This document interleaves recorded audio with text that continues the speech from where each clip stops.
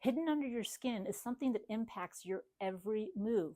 You might not ever see it, you might not even think about it, but weakness and tightness in these muscles could be the cause of your nagging lower back pain, the difficulty of getting to sleep, and it could even be why you're not dropping those last few pounds. What muscle group is this? It's your hamstrings, the back of the thigh, from behind the knee up to your butt. In this video, I'm going to expose the truth about hamstrings and one forgotten exercise that holds the key to strength, stamina, pain relief, your metabolism, and even weight loss.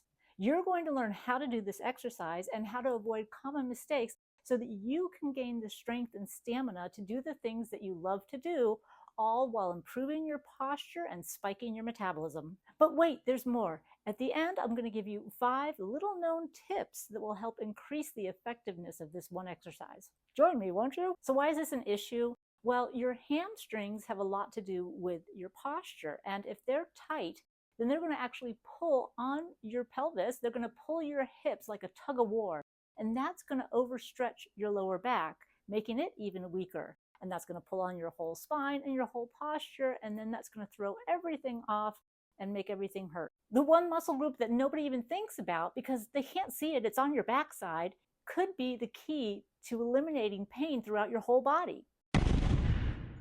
So what can we do to loosen those tight hamstrings and unlock better posture and relieve pain?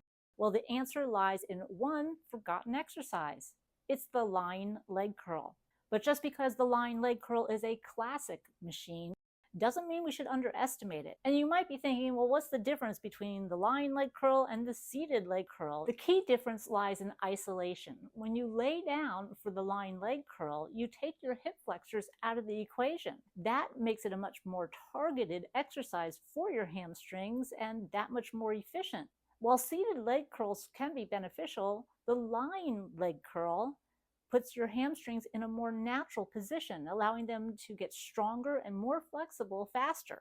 Let's get into how to use the leg curl. First thing you need to do is get to your gym and find it. It might look like one of these machines. They all have about the same concept. Wipe the dust off of it, get rid of the cobwebs, and then we're going to go over how to set it up, how to position yourself properly in it, and how to do the actual exercise. And then we'll go through some of the common mistakes so that you don't make them. And then at the end, I've got some little known tips for you and one that's pretty much unknown.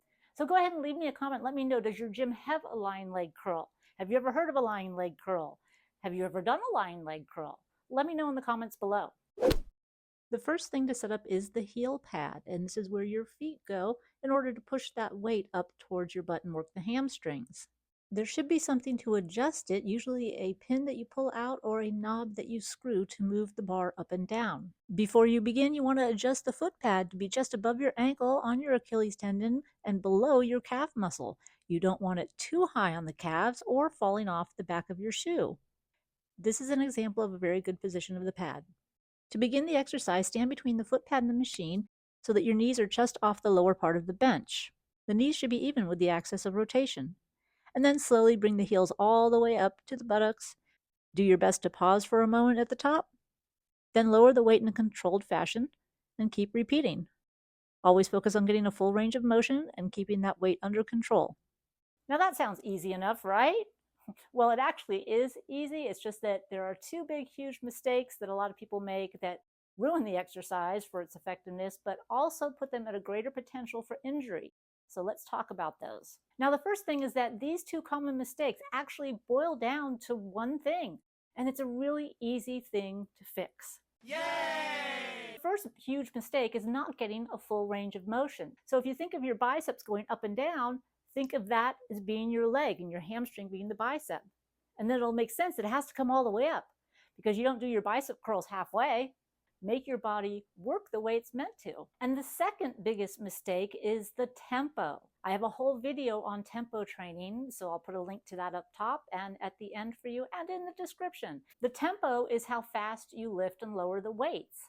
So when you're doing this exercise, you want to make sure that that tempo is either controlled. It could be the same up and down. It could be a tempo prescription, which I describe in that video on tempo training. And there are specific tempos for hamstring training that are explosive, but they're still going to be under control.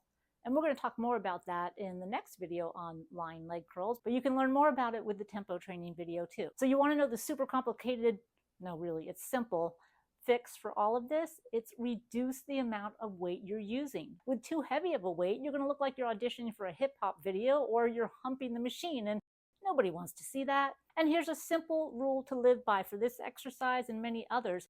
If you can't get a full range of motion, you're done. Mission accomplished. Finito. No more. You fatigued the muscle. It can't do a full range of motion. That's it. End of set. So now you know you need to use a full range of motion, and you need to use a tempo that you can control. You are in control of it. The weight's not in control of you. So if your legs are flying down because the weight's too heavy, that's not a good weight. Change it. Controlled movement.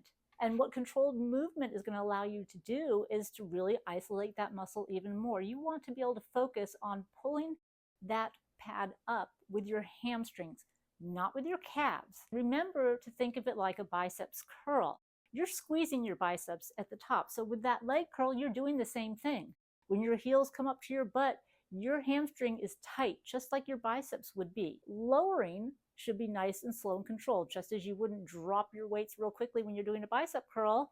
You use that resistance to help strengthen that muscle. The mind-muscle connection. The more you do something correctly, the better the habit becomes, the easier it is to feel that muscle and get that connection. And when you can do that, that means you can initiate the movement with that muscle, you can control the movement with that muscle, and you will get that muscle stronger and more flexible faster. Now, this next tip is more about variations. As you progress with the lying leg curl, you can change things, not just the weight or the repetitions, but you can change how you do it. One leg at a time.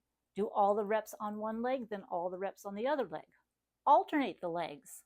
Make sure that when you're doing that, you finish completely the repetition of one leg before you start the other. And then you can do negatives. You can lift with two legs, lower with one leg, and that's a great way to get stronger faster. A little known tip, which is really an unknown tip, is your thumb position. I know, your what? Your thumb position. Yes, it does make a difference. There are handles under that machine for you to hold on to help with your leverage. If your thumbs are gripping, you're putting stress into the forearm and into the upper body. If you put your thumbs on the other side, where you make a false grip, just like this, rather than a pinchy grip, then you're going to take that stress away from the upper body, and that's going to help you isolate those hamstrings even better. And it may not sound like it's going to change anything, but I guarantee you try it, and it will change the way you feel that exercise. But how many reps and sets do you need to do to maximize your results? Well, we're going to get into that in the next video. So make sure you subscribe and hit that notification bell. That way, when that video does come out, you'll get first notification of it, and you can jump right on it and find out exactly how to incorporate that exercise best into your current routine. If you want more tips on how to lose weight quickly, effectively, and safely, then grab your free copy of my book, Top 10 Weight Loss Secrets of Personal Trainers. There's a link in the description.